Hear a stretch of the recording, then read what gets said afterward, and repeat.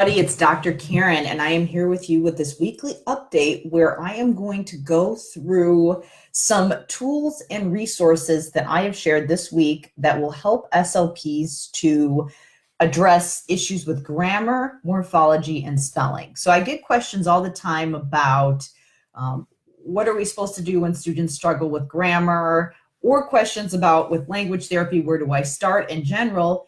And there's a lot of questions circulating around out there about what is our role in literacy. So this week, I dove into a discussion on morphology and how that can help you answer all of those questions. So when it comes to morphology, which is the study of word parts like prefixes and suffixes, this is actually a key way that speech pathologists can address vocabulary and grammar at the root cause rather than teaching it in kind of a rote fashion that doesn't yield a lot of carryover.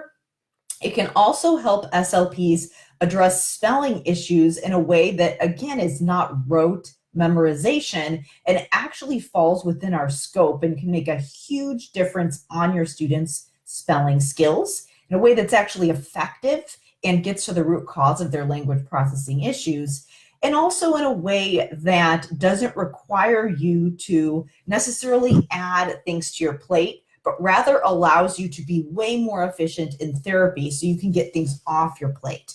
So I talked a little bit about how SLPs can do that and why morphology is such a key piece when it comes to building grammar and spelling, and really how that fits into the whole system you can build for language therapy.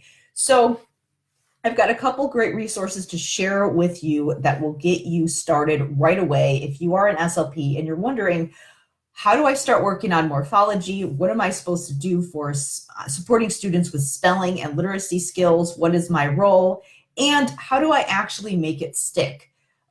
We know that a lot of our students really struggle when it comes to spelling patterns, and you also probably have realized that a lot of the things that are done in school, like all the different flashcards and sight words, don't really work well for your students with language disorders.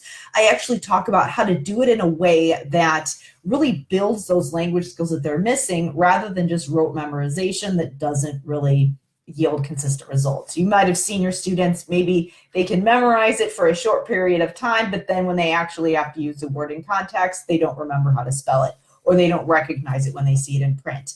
When you address it from the root of morphology, it actually is way more of a, you see more generalization because you're actually building the skills that are missing. So I've got two resources to share with you. Like I said, number one is a Facebook Live that I did in the Effective Language Therapy for SLPs Facebook group. So let me share that direct link with you in the comments below. This is, again, it's a discussion group for SLPs. Before you watch the video, you will have to request to join the group. Make sure you answer all 3 admission questions to the group so that we know that you are a good fit for the group, like if you're a speech pathologist. So make sure you answer those questions and we'll approve your request, and you'll be able to see the video where I break down ways that SLPs can support students in spelling and why morphology is so important to doing that. Second, I wanted to share a blog post that I wrote that actually gives you some links to specific resources that can help you start working on morphology right away. So in this post, I share one of my resources, and I actually share another resource from Kathy from Speech Gems. So that is a resource from Teachers Pay Teachers that can help you to start working on those prefixes and suffixes in language therapy. So in that blog post, I mentioned some of those links and how you can start working on those skills right away. So I'll also share that in the comments.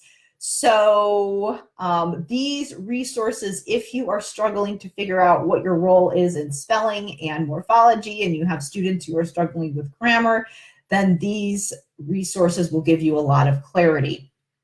So that concludes our weekly update on grammar and morphology. Again, to learn about how morphology can have an impact on your students' spelling and literacy skills, check out that Facebook Live. And then to get some tools that you can use right away that are teletherapy friendly, that will help you to start working on those prefixes and suffixes in language therapy, check out that blog post where I share some resources that will help you start working on those skills. Thanks so much, everybody, for listening, and I will see you later.